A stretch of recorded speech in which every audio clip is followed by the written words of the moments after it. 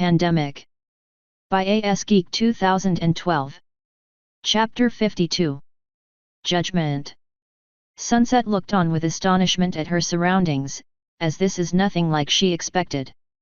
She honestly had no idea where she would go, as she had very little time to analyze the magic that hit her.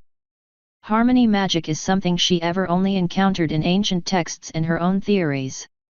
She suspected it sprung from a central source, but Celestia never talked about it, and Sunset never found it. Yet she is sure that it tied into ascension somehow, and this is the source of her surprise and no small amount of confusion. Sunset told Star Singer that she does not seek ascension. While true, Sunset would not have turned it down had it happened.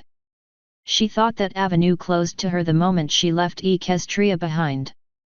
Only upon a successful and triumphant return, with the full force of magic behind her from a 7 billion strong pony population, would it ever enter the picture again.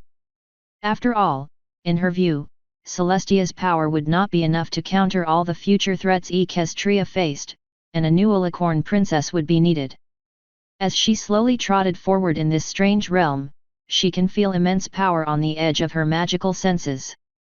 Did Twilight's plan for Sunset backfire? Or did Twilight have a change of heart but had to fool the humans long enough to help spark Sunset's ascension? No, that is wishful thinking, just her pining to have at least one member of her family understand and support her. Sunset knew once she entered that portal by herself over 20 years ago, she cut herself off from any support. That was easier to bear when she believed Equestria as she knew it was doomed. Finding out that Equestria survived was bittersweet, and discovering active opposition to her plans sad. Sunset stopped when she sensed a presence. She has no clear sense of direction in this realm. Clearly she is not meant to go to it whoever or whatever it is but that it is supposed to come to her. "I'm here," Sunset called out. "Sunset Shimmer." Sunset is so shocked by the voice that she stumbled as she turns towards it. Her eyes widen, and her lips part as she stares at a pony she never thought she would ever see again. Princess Celestia.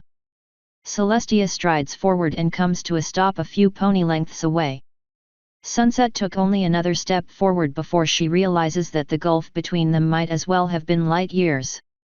Does some part of her still hope for the relationship they once had, even after all this time?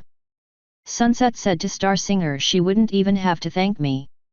It sounded like an off-the-hoof quip, but really, Sunset wanted that thank you, not for the accolades, but just an acknowledgement that everything she did was worth it in the end. Now she does not even have that much to present to her former mentor. In reality, a partial success is no success at all. "I failed you," Sunset said in a low voice. "And Equestria?" "No, Sunset," Celestia said. "You did far worse than that. You disappointed me. And as for Equestria, it is unlikely it will be as appreciative of your actions as perhaps you believe. My plans were working," Sunset declared. "It was Twilight who interfered with them. If she hadn't. And once again, you are doing what you have been for the past 20 years, utterly missing the point." Sunset now had to accept what she did not want to see, that Twilight's corruption stemmed from their shared former mentor.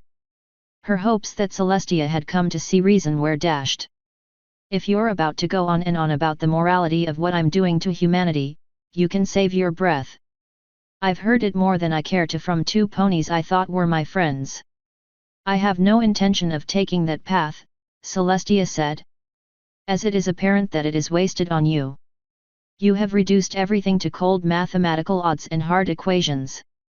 And you're doing the same thing Twilight tried to do, paint me as some sort of monster. What have you left me with? You are not the first to make grandiose plans based on patterns of logic, but always such plans were tempered by the heart. And mine is supposed to be so cold that I cannot do the same." Sunset protested. "I care for every last human I have transformed. I even went out of my way to see to the welfare of a human family whose lives I accidentally disrupted. I'm trying to ensure that all their lives are better." "You don't understand," Celestia said in a heavy voice. And that is the great tragedy here.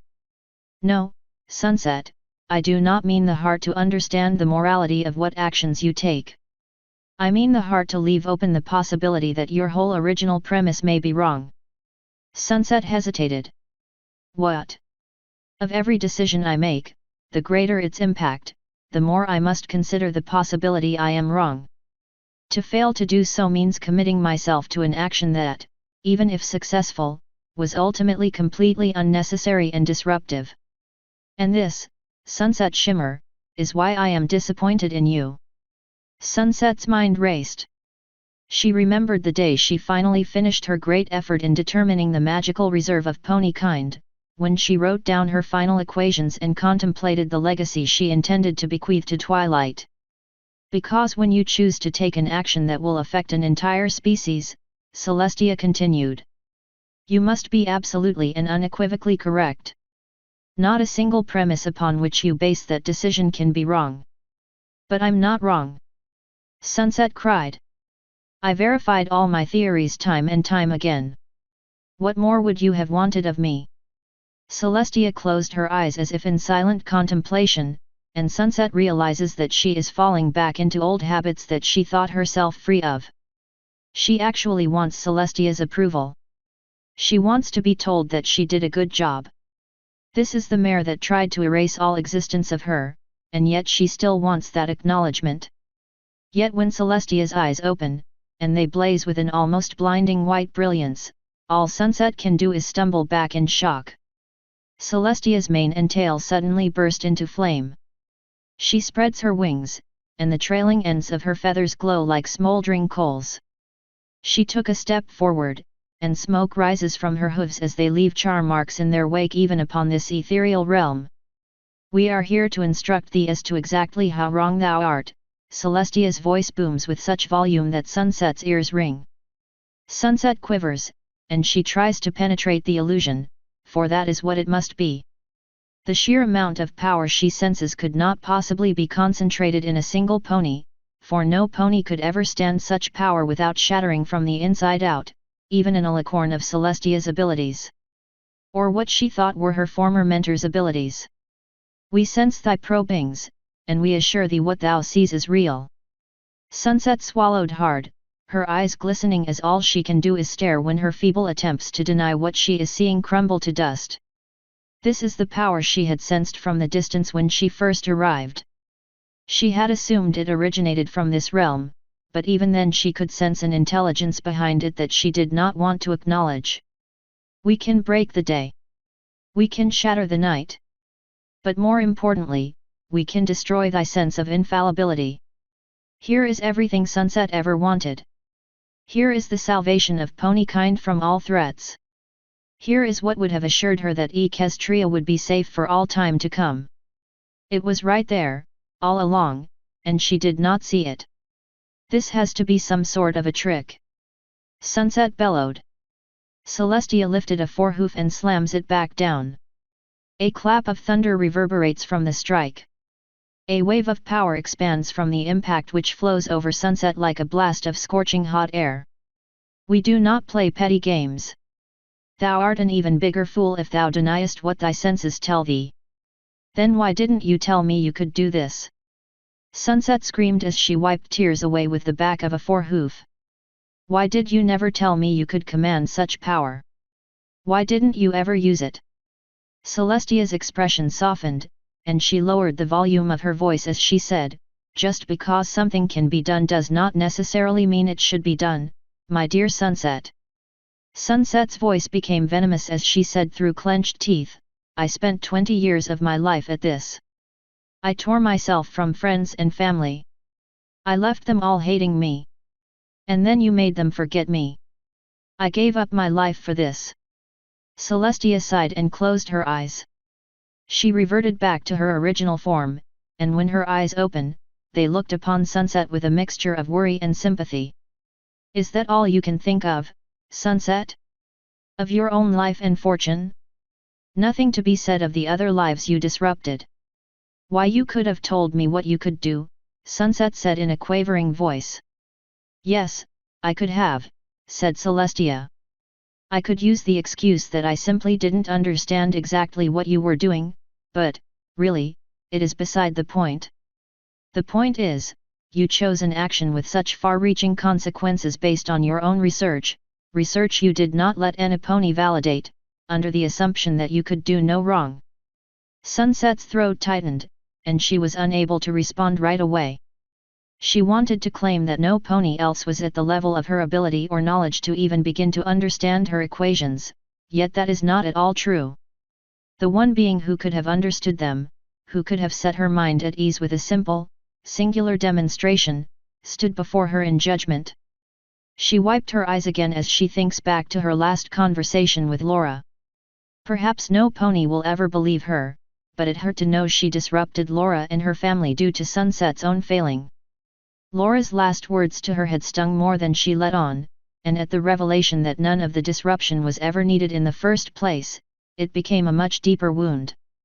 Yet even this pales in comparison to what she did to Fred Turner. She never intended for him to spend 20 years in a delusional state.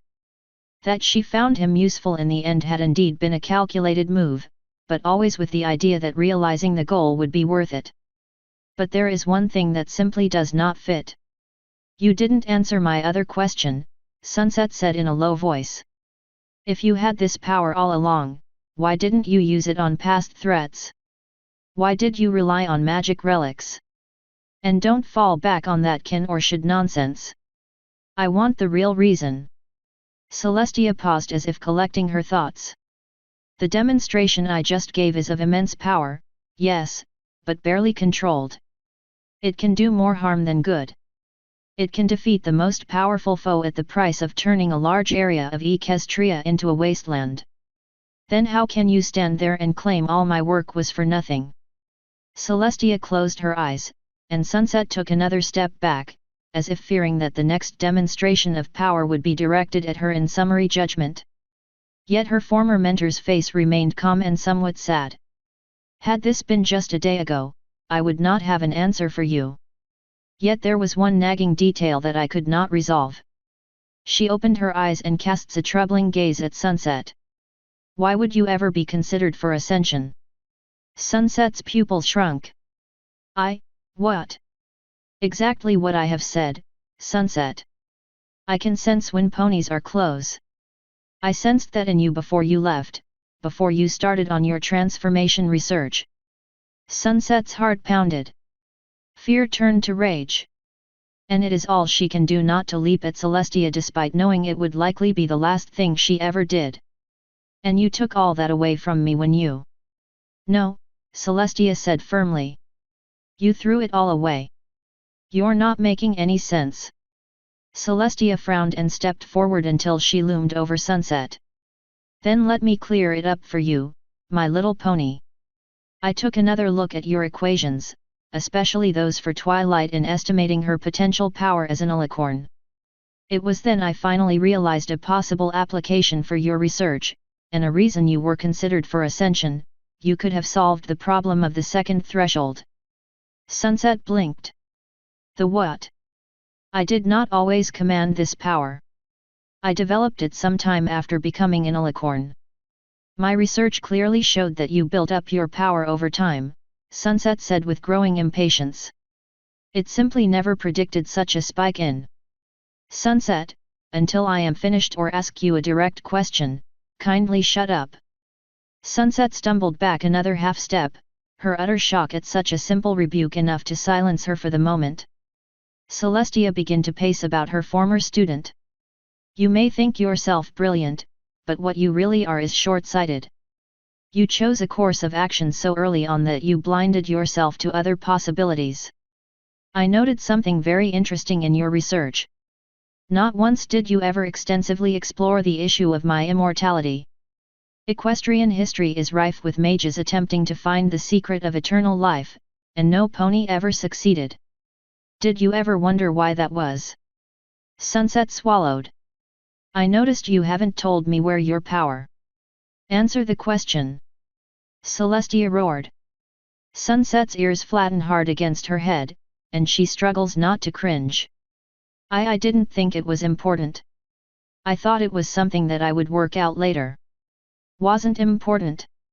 When it could have led you to question as to whether I possessed more power than was immediately apparent. Or were you so far along in your grandiose idea to transform an innocent species that you just didn't want to see anything that could possibly hint you were in the wrong? Everything I did was for you. Sunset yelled. Everything I did was to further your power, in order to protect Equestria. At which you failed. Sunset's lower lip quivered, her mouth open as if to protest, but no sound emerged. Celestia flared her wings. You have no idea what it is like to possess the power to crack Equestria in two and have little means to use it. Every powerful threat that has come up, I have had to watch myself, to stop myself from thinking the situation so dire that I would have no choice but to use that power. The closest I ever came was Tyrek, and even then it took Luna and Cadance to convince me to trust Twilight with our combined power to hide it from him. You could have used those 20 years helping me find a way to control that power. You could have given us both everything we ever wanted. You would have a ruler you could worship as a goddess, worship I still would not want or desire, and I would have the means to protect my ponies from any threat. Celestia snapped her wings to her side and added in a lower but no less angry voice, and you would have likely earned a set of wings for your efforts. Sunset's thoughts are too jumbled for her to make a coherent reply. All the protests she could make ring hollow. At the beginning, she wanted to protect Equestria. Then it became protecting two species. She felt like she made the ultimate sacrifice in leaving her former life behind. And now she found herself asking the same question Laura asked of herself: what if everything she thought she knew and believed is wrong? Please tell me, Sunset finally said in a plaintive voice. Where does this power come from? Its exact origins are unknown to me, Celestia stated in a calmer voice. I call it the second threshold, a point after ascension when a conduit opens to this power. It is at that point I became immortal. Even in the depths of her emotional turmoil, Sunset's mind worked with almost cruel efficiency. She can picture the equations before her that led her to attempt to transform an entire species. The idea that magic is tied into life itself is a premise known from the very early days of Equestria's magical awakening. Now she sees how those equations could have been extended. She could see how an infusion of power from another domain could somehow entwine itself around the life force, renewing and replenishing it. Again, the protest threatens to spill to her lips, that she has the benefit of being told about this power that Celestia has kept secret. She could pummel her former mentor with accusations of holding out on her. Yet how many times has Celestia done that in the past, and Sunset always came through with the answer anyway. And had you explored my immortality, I have every confidence you would have discovered everything I have just told you, Celestia said in a voice more sad than angry. And look where we are now instead. I thought I was right, Sunset said in a firmer voice as she struggled to regain the initiative. I thought I had the only possible solution to the problem. I wasn't looking for personal glory. It was never about that. I never said it was, Sunset. Celestia utters a heavy sigh. It is a common failing among ponies that we see the world through our own biases. I believe that's what you did. You were always trying to push the boundaries of magical knowledge, and you had the golden opportunity to do so here. No pony had ever managed a permanent transformation spell, but you saw it could be done. Because that was the only way I saw to achieve my goal, Sunset said. Yes, you've made that abundantly clear. Tell me, Sunset, I know you dismissed my concepts of can and should just now, but what about back then? Did you ever give even a moment's thought to it? Did you ever ask yourself if the ultimate outcome was really worth the turmoil you created? What difference does it make now? Sunset exploded. When it's already been said and done. I don't exactly have a time travel spell where I can go back and change anything, now do I? It's over. Because what you were thinking matters, Celestia said in an urgent voice. It matters to me, and it matters as to your ultimate judgment. Sunset's eyes widen. Judgment? And just who is doing the judging? A very good question, Sunset Shimmer. A very good question indeed. You're not even thinking of letting the humans. Does that idea frighten you? Celestia asked. If the tone were any less sincere and earnest, Sunset would suspect Celestia is baiting her. She cannot answer with the truth. She has already let herself look disgustingly weak before Celestia, and all because her former mentor ran her around in circles of both emotion and logic. Yet those equations she bet her entire life upon still spin in her head, forcing her to see the further possibilities that she ignored 2 decades before. You claim you have the interests of the humans at heart, Celestia continued. Surely you would want the chance to explain yourself and your thinking to them as assuredly as you're trying to do so with me. Stop playing games, Sunset snapped. If you've been talking to Twilight, you know perfectly well how they'll react, especially considering how they've already tried to kill me twice. And you truly believe they have no right to act this way. If I had been allowed to finish, none of this would matter. Sunset cried. They wouldn't have any need for violent justice. They wouldn't have any needs at all. They would have had peace and plenty for eons. That's what you claim you believe now, said Celestia. Is that what you believed back then when you first conceived of your plans? Did you approach it thinking that you were improving the lives of another species? That you were helping them as much as your own kind? Sunset's mind spun with so many memories of her many conversations with Star Singer on the subject that she hesitated. Celestia stepped up to her former pupil. Or did you simply use it as a means to prevent yourself from ever doubting what you were doing, from ever questioning whether this was truly the right thing to do, from silencing any of the guilt that... There was no guilt, Sunset uttered in a low voice. There can never be any guilt. Guilt is just another name for doubt. There can be no guilt if there is no doubt. Celestia tilted her head. I do not quite understand. Sunset stomped a forehoof. In all the time I was your student, did you once see me appear as anything but confident and self-assured, even when I made mistakes? Yes, it was one of the things which brought you to my attention when I was seeking a student. Exactly, Sunset said in a low but firm voice. Ever since that day I gained my cutie mark, I realized I had the potential to be a powerful unicorn. Having such power means I can't afford to doubt myself. I can't afford to feel like I don't have all the answers. And where did you get such an idea? From you. Celestia remained silent and thoughtful, and she nods in a bid for Sunset to continue. I admired you from an early age, even before I earned my cutie mark. I saw you as the epitome of self-confidence and self-assuredness. Not once did you ever waver. You acted as if you knew exactly what you were doing at every step. And when I became your student, you continued to act in the same way. You never even hinted at any of the supposed doubts you had about anything you did. Celestia uttered a forlorn sigh. I already realized that I should have developed a less formal relationship with you, and these are things I later corrected when I took on Twilight as my student. I have already accepted some blame in the way things have turned out for you. I'm not looking to lay blame. I like feeling confident. I don't like doubting myself. Sunset paused. Did you know that the town in which I ultimately chose to spread the virus was not my first choice? Do you want to know why I changed my plans? All because of a single human girl. Sunset's eyes glistened as she recalls her last conversation with Laura. She is mindful of Celestia's curious gaze, and she suppresses any further emotional reaction. Despite the sentimentality in her words, she cannot let it go beyond that. She cannot start to doubt herself after all this time. I had accidentally triggered a tornado while doing research into magic energy storage, and a 5-year-old girl witnessed it. I altered her memory and sent her back home and thought that the end of it. Celestia considered. Jenny Tanner. Yes, Sunset replied. Yet when I checked on them later, I discovered that while Jenny retained no knowledge of the incident, it was her older sister Laura who became traumatized over it.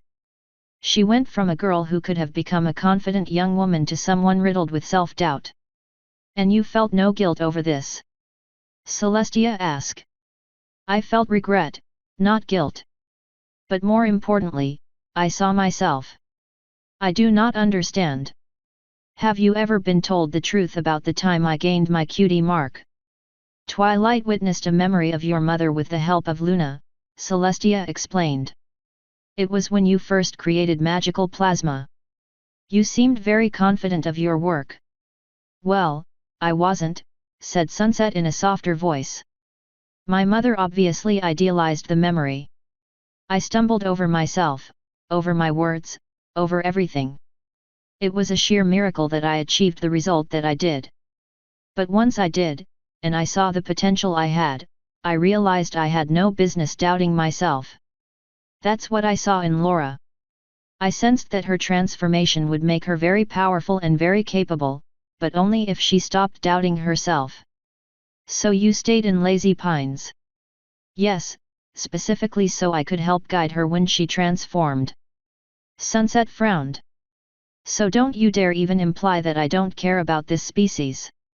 I went out of my way to see to the future of a single human. And yet you are once again missing a crucial point, Celestia said. Your doubt when you were young was all you're doing, as was the confidence you gained later. Laura's self-confidence was all your manipulation, as was her doubt in the first place. What difference does that make when the end result is the same? Sunset said in exasperation. I made a mistake, and I owned up to it and fixed it. And now we come full circle, Celestia said in a harder voice. Living beings do not exist for you to fix them. That is the attitude you appear to have adopted concerning the humans. They are just tools to you in the end. Properly and perhaps even lovingly maintained, but tools just the same. Sunset wanted to argue the point with Celestia, but to what end? To force some sort of acknowledgement from her that would never be granted if they argued until Earth's sun went dark? Yes, the humans were a means to an end for her. She wants to believe her care for them is genuine. Certainly it is eminently practical. Why abuse the very beings who are serving a grand purpose? And yet what continued to nag at the back of her mind is the idea that none of this had to happen. Her logical mind refuses to dismiss the possibility that exploring Celestia's immortality would have led her down a different path. You want me to admit that I made a mistake in choosing the solution that I did? Sunset said in a voice that quavers slightly despite her attempts to steady it. Then I will. I admit the possibility I could have neglected an avenue of research that would have led to a different solution. She narrowed her eyes. But had I pursued that, and had it turned up empty, and this solution was still viable, I would have not hesitated in pursuing it. I've heard enough, a choked female voice emerged from the thin air. Please. I don't want to hear any more. Sunset's mouth dropped open, and her pupils shrank. That voice, it sounds like. Celestia gave Sunset a forlorn look as her horn glows, and a concealment spell is dispelled. A unicorn mare appears beside her. What? Sunset said in a tiny voice. Mom. Sunset Glow stepped forward, her face a mix of sadness and anger. Sunset nearly gives in to the urge to dash up to her mother and hug her, yet something about her mother's stance holds her in abeyance. They told me something about you that I couldn't believe, said Glow in a voice unsteady but rising in both anger and despair with every word. Until I heard you speak the way you did just now. Mom, what are you talking about? I'm talking about Derpy. Glow cried, her eyes tearing. Did you really transform a griffin child into a pony just to further your research? Sunset took a deep breath. Mom, please, you don't. Just answer my question. Yes, I did, but... All the magical reflexes and power in Sunset's possession were not enough to see the back of Glow's forehoof until it struck her with a resounding slap across her muzzle. Sunset stumbled back in utter shock, raising a trembling forehoof to the side of her face. You're not the daughter I raised. Glow wailed. My daughter would never ever tear a child from her parents for any reason. Despite everything I was told about what you were doing, I had hoped at least that detail was wrong. Maybe I could accept everything else you did as getting too wrapped up in your grandiose plans, that you saw the forest but not the trees. That's easy enough to understand, but this. What are you getting at? Sunset demanded in a quavering voice. Why are you harping on this one detail? Because that's all it is to you, is one little detail. You used her for your own ends. You did that right from the start. Now you expect me to believe you actually care for these humans you're transforming. Sunset extended her magical senses in increasing desperation, searching for anything that could expose this as a ruse. Illusion spells, changeling magic, anything. Instead, she is confronted with the hard reality that this is really her mother, a mare who was nothing but supportive of her entire life. Some of the very words Sunset used with Laura she had once heard from Sunset Glow. Princess Celestia was right, Glow said in a despairing voice. They're just tools to you. They're just there for you to manipulate. You might as well have been the racist that you let your family believe of you. I thought there would be nothing worse than that. I was wrong. I care for the humans, Sunset said in a strained voice. I don't believe you. How can I trust anything you do or say? I have to assume it's just part of your scheme, a calculated response to gain sympathy from me. Sunset's throat is too tight for her to speak further, but even if she could, she has no words with which to defend herself. It was easier to accept rejection from her family when she believed they were as good as dead, or living in such bad conditions that Sunset's triumphant return would render all debate over how she got to that point moot. Since first learning Equestria survived, Sunset had in the back of her mind the desire to reconnect with her family. She first hoped to do that through Twilight by eventually convincing her of the merits of her plans. Sunset said she gave up her life for her work, words which now had become prophetic. If her own mother cannot be swayed, she truly has nothing left, not even a successful execution of her plans to show for it. You started life as a caring, wonderful filly who was a complete and utter joy to your family, Glow said in an increasingly shaky voice. Now all I see is a cold and calculating mare who might as well be a completely different person. I have to wonder how you made that transition. At what point did that caring pony become just a facade, just a carefully crafted mask you wore so no pony would ever be the wiser? Stop it! Sunset screamed as she wipes away tears. I'm tired of being cast as a total monster. I'm not. Glow regarded her daughter with a look that Sunset dared to believe is the first glimmer of sympathy. No, Sunny, you're not a monster. A monster feels glee for the destruction she causes. A monster I could understand. You just don't care, period. Glow uttered a long sigh. Maybe you really have convinced yourself that you do care. Maybe that makes it easier for you. I don't know. I don't know you anymore. I look at you, and I don't see the daughter I thought I had raised. Sunset fell to her haunches and lowered her head. I'd do anything to get her back, Glow said, her voice cracking. All it would take would be for her to admit that she was wrong, that transforming a species against its will was wrong, that tearing a child from her parents was wrong, that deceiving her parents, her friends, and her mentor was wrong. Sunset didn't know what to do or even feel. She feels grief, but for what? For the shattered relationship with her family? For the failure of her plans? For the complete lack of anything to show for all her work? For the failure to get others to understand? For the missed opportunity that would have avoided all this? Or perhaps grief over the possibility that her mother is right. It is too much for her to take in and consider all at once. She cannot make what every pony wants of her happen in an instant. She raised her eyes to her mother and blinked away tears. I see. Can't he give you what you want? I don't know if I ever can.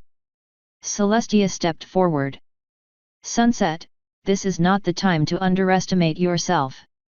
That you are even contemplating. Shut up, Sunset said in a weak voice that is barely audible. Just, shut up. I've heard enough. Glow bit her lower lip as she stared at Sunset with shimmering eyes. She finally whips her gaze back to Celestia. Please, Princess, can we take her back to Equestria? Celestia sighed. Sunset Glow, we spoke of this before we arrived. But that was before, when we thought there was no chance of getting through to her. Maybe if we take her back, maybe if we give her more time, she... No, Sunset said firmly. Glow gave her a stricken look, and only in that moment does Sunset dare to believe that her mother still has any love left to give to her. It shatters her own heart to know she cannot accept it. Sunset rised to her hooves. You'll only be setting yourself up for disappointment. But you just implied that maybe with enough time, you could. And how much time is enough? Sunset exclaimed. A day? A month? Years? Decades?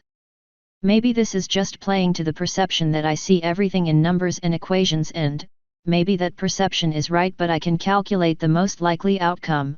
All I will see is my failure. All I will do is ask myself, what if I had been allowed to finish what I started? What if I had created something incredible?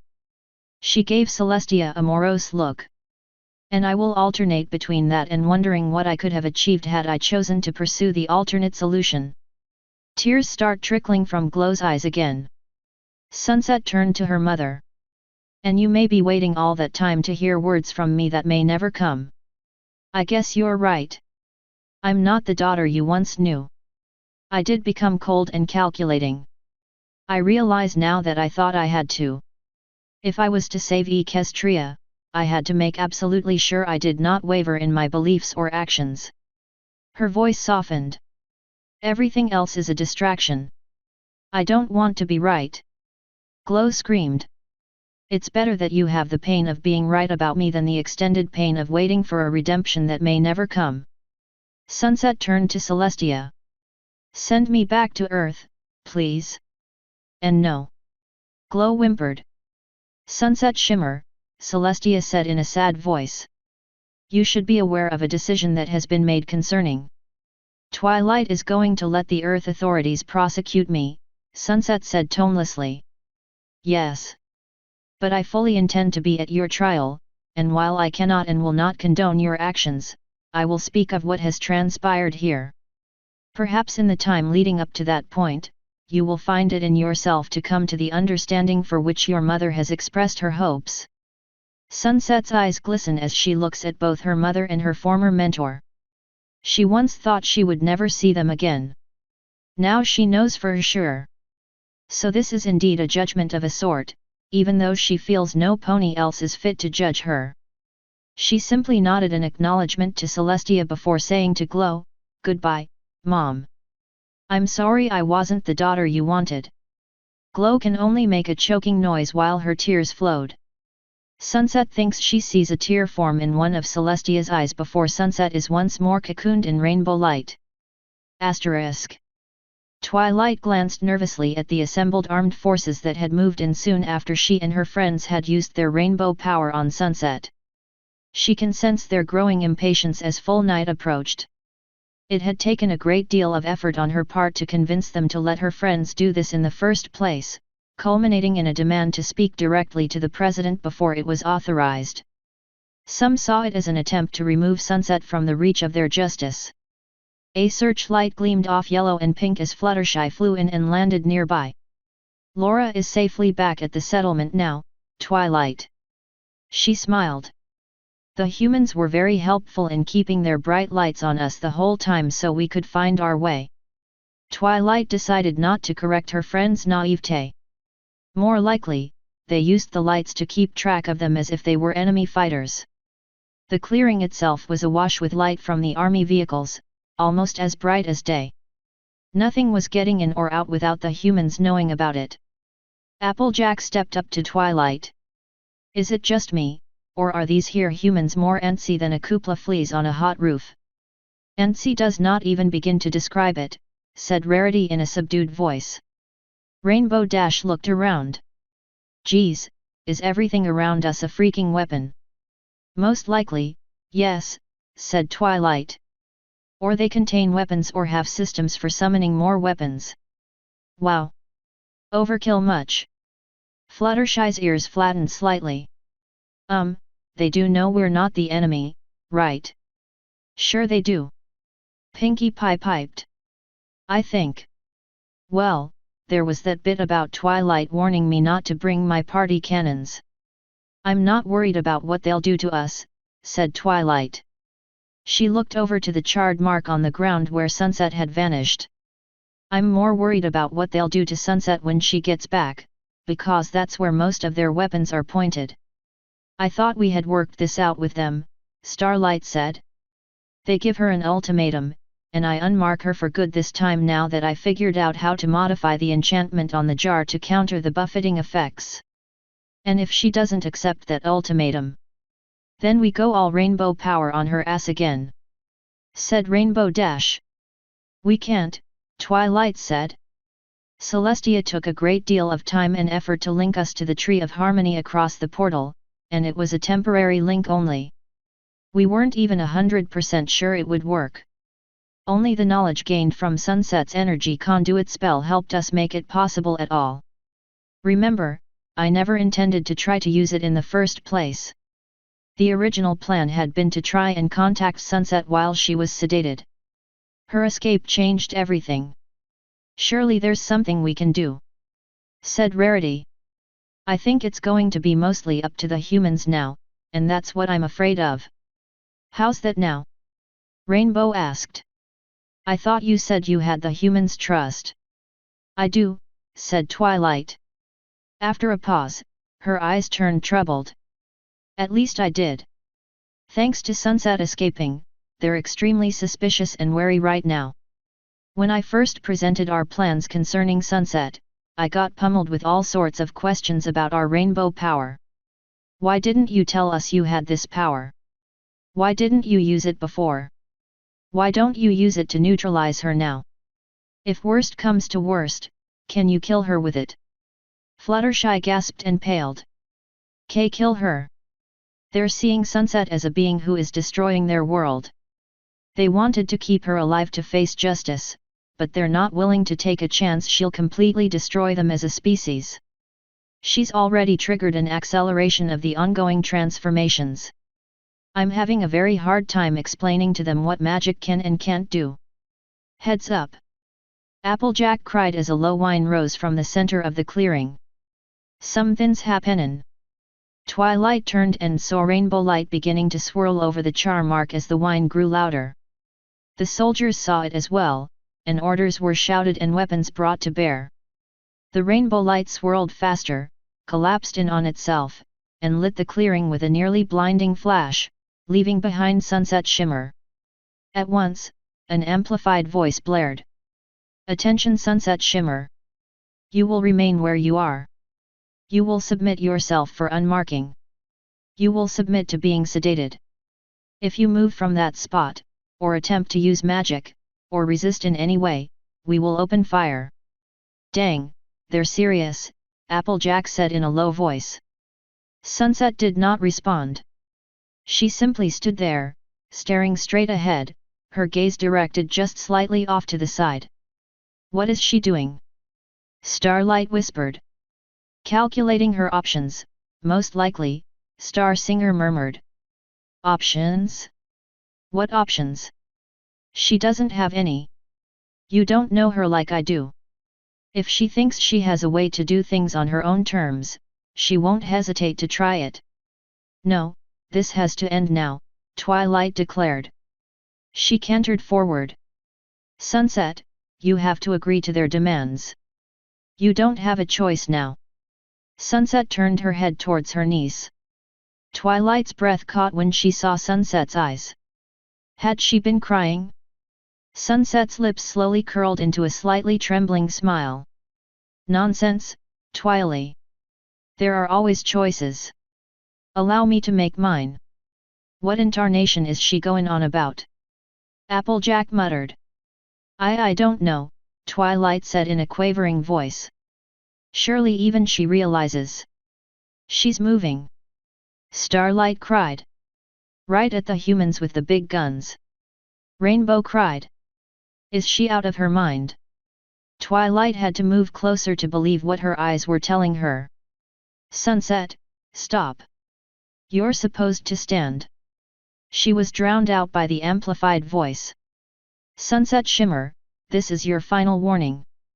Stop at once, or we will open fire. I repeat, do not move, do not use magic. Sunset's horn began to glow. She's insane, Starlight said in a hollow voice. She's got to be. Hang on, said Rarity. Is that just a simple light spell? Twilight had sensed that as well, and with dawning horror she realized what Sunset was trying to do. A second later, a thunderous roar rose as the soldiers fired. They were met with a shield.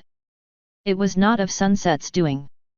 Sunset blinked and stared at the purple energy which shimmered around her, bursts of light flaring as wasted ammunition was detonated or deflected. Sunset tried to push out of it, only to find that it followed her. She whirled around. Twily, what are you doing? Twilight's horn blazed. Her mane and tail moved as if a wind were pushing them. Her eyes were brilliant white. Her friends shouted towards her, but she could barely make out their voices over the constant roar from both the humans' guns and the power she commanded. I'm not letting you do this, Aunt Sunset. I'm not letting you kill yourself. This is my choice to make. Sunset roared. Not yours. Despite standing this close, Twilight could barely hear Sunset. She cast another spell, and her amplified voice boomed out, I beg of you to stop firing and let me speak with Sunset. I am not lowering my shield until you give me this chance. And, miraculously, the gunfire ceased, leaving a ringing in her ears. And Sunset Twilight started. Just leave me alone. Sunset screamed. I've had enough. You don't need to do this. You keep saying that, and it makes no more sense now than it did when you first said it, Sunset said. I know all about you turning me over to the humans. You and I know what will happen in the end. It might not be that way, Twilight pleaded, though even she knew the chances of Sunset living through a guilty verdict were very slim. But they are the best ones to judge you. I will not be judged by them. I will not be judged by you. I will not be judged by Celestia, or my mother, or anybody else from our family. I, and I alone, will be my judge. Twilight saw the tears welling up in Sunset's eyes.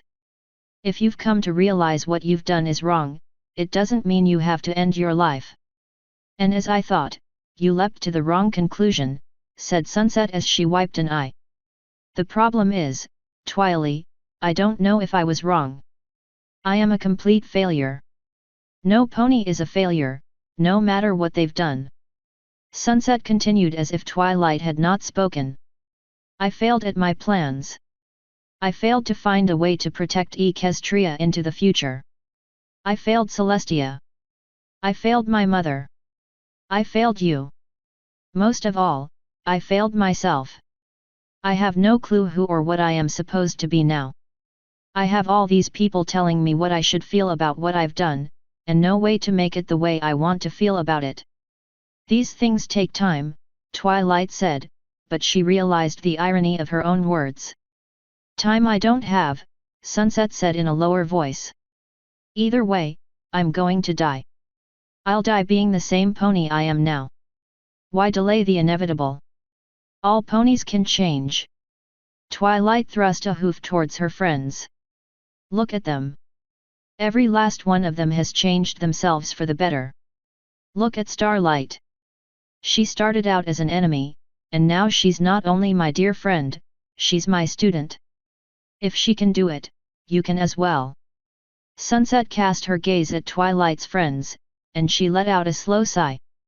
The problem is, Twily, that they wanted to change. I'm not at that point yet. I don't know if I can. I don't know if I'll have time. And even if I do, what good will it do me? If you really want the chance, you can do something that will prove to them you want to change, and maybe they'll give you that time, Twilight declared. Help me. Help me stop the ongoing transformations. Help me find a way to change the transformed back to human. You're a powerful mage, I know you can do these things. Sunset gave her a humorless smile. And therein lies the problem. I need that desire for change. I need to want to help you. Every pony who pegged me as a cold and calculating pony were absolutely right. All I can see is the chance that if things continue as they are now, my plans still have a chance at success. I've been in this mode for so long, I can't just step out of it all at once. All I am asking is to give yourself a chance, said Twilight in a desperate voice. Yes, it might not work out in the end, but isn't a slim chance better than no chance at all? Sunset glanced around. Did it strike you as odd, Twilight, that the soldiers were so willing to stop firing at your request? They did so because they trust me, Twilight said. Sunset returned her gaze to Twilight. Anyway, I suppose taking the slim chance over no chance is a measured calculation befitting my persona, wouldn't you say? Yes, I would, said Twilight with relief. And here is another calculation, though I imagine it won't appear as such at first, said Sunset. Apply the star swirl reverse tensor technique on the original spell matrix in the device. Twilight blinked. Hey? What will that do? Reveal a means to slow the accelerated transformations I triggered earlier. Twilight gasped. It's that simple. Triggering the acceleration too early is dangerous, so naturally it would have a simple means to reverse it. You would have figured it out yourself with enough time. Twilight smiled. Thank you. I knew you could find it in you to help. Will you come quietly now? I will. Under one condition. Condition? Don't sedate me. But how am I to have the time contemplating what I have done if I'm unconscious the whole time? Said Sunset. That doesn't make any sense. I'll submit to the unmarking, but not the sedation. I don't know if I have the power to negotiate that, Twilight said. Try, Sunset said. But in the meantime, lower the shield as a mark of good faith. Twilight desperately wanted to trust Sunset now that there was a chance she might redeem herself somehow. She knew it was a long shot herself. Her mind raced with possibilities on how this could be some sort of trick. Sunset knew Twilight could offer no guarantees, and that she might have to be sedated anyway. There was nothing more Sunset could do once unmarked. Starlight, come over here, please, said Twilight. Starlight cantered over, giving first Twilight and then Sunset a dubious look. I'm going to lower the shield. You're to cast your unmarking spell on her at once. Got it, said Starlight as her horn started to glow. Twilight turned to Sunset. I'm sorry it has to be this way. Sunset smiled faintly. So am I. And, Twilight. Yes. Thank you for giving me a choice after all. Twilight smiled, though something seemed off about Sunset's voice. She dispelled the shield, and she sensed Starlight beginning to cast a spell that was never completed. The distant crack came almost at the same time that Sunset's chest exploded.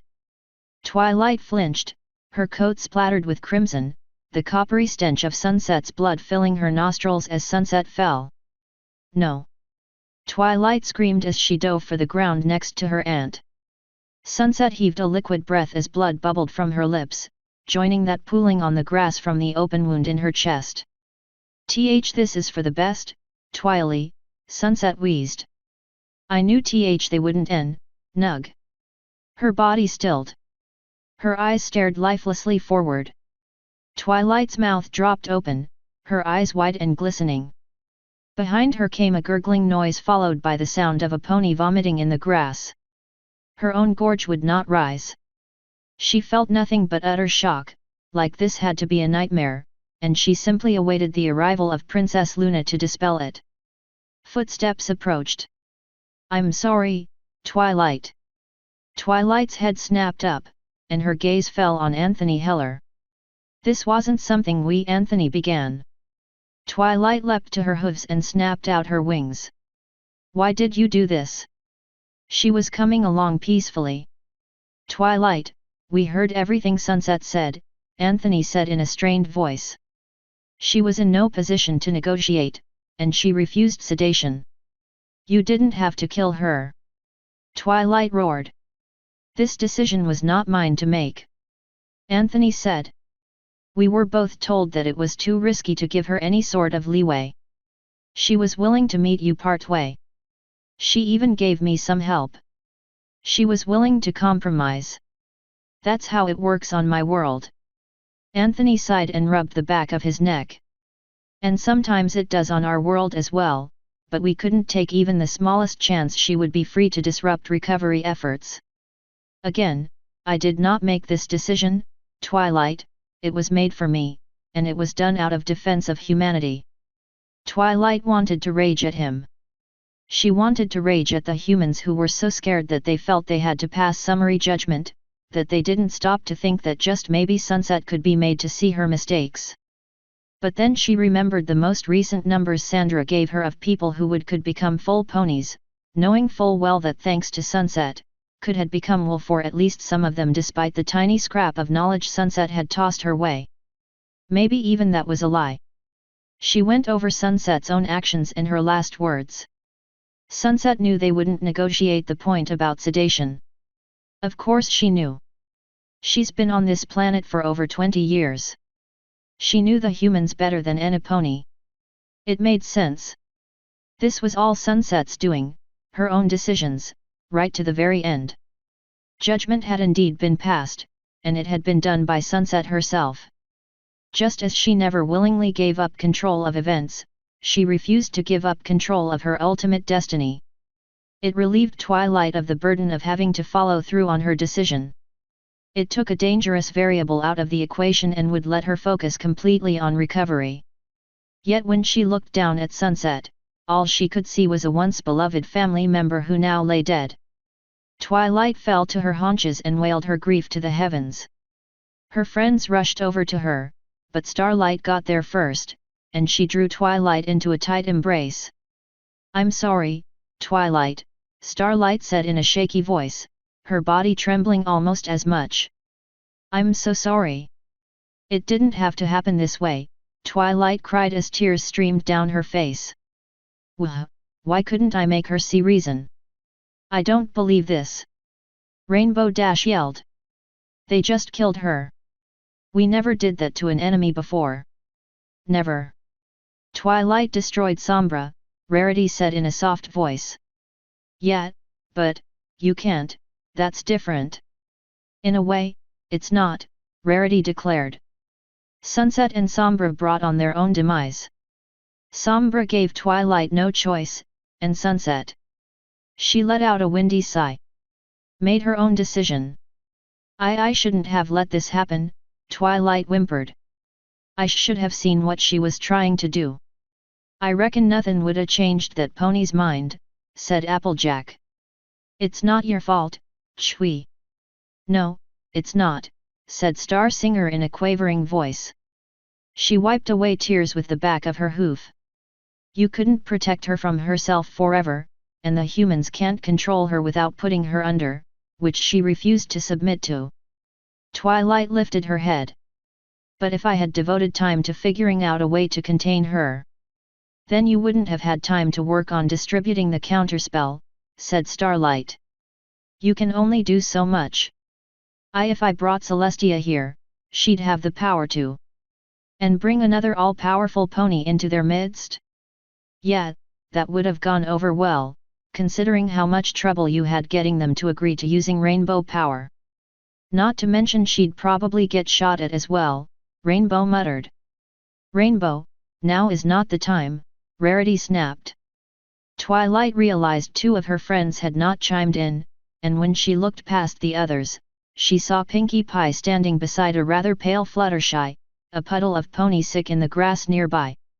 I'm the last one to ever tell some pony not to grieve for a loved one's passin', said Applejack.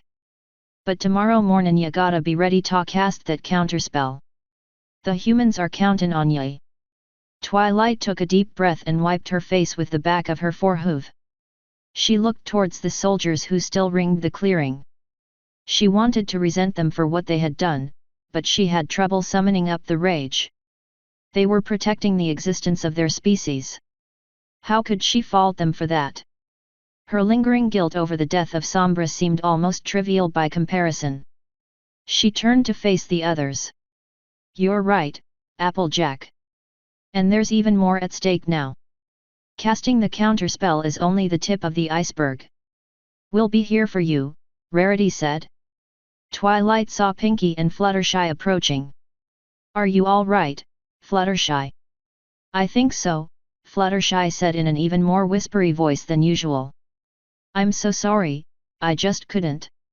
Pinkie wrapped a foreleg around her friend and squeezed gently, her mane partially deflated.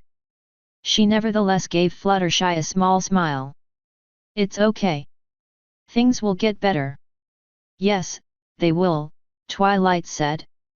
They have to.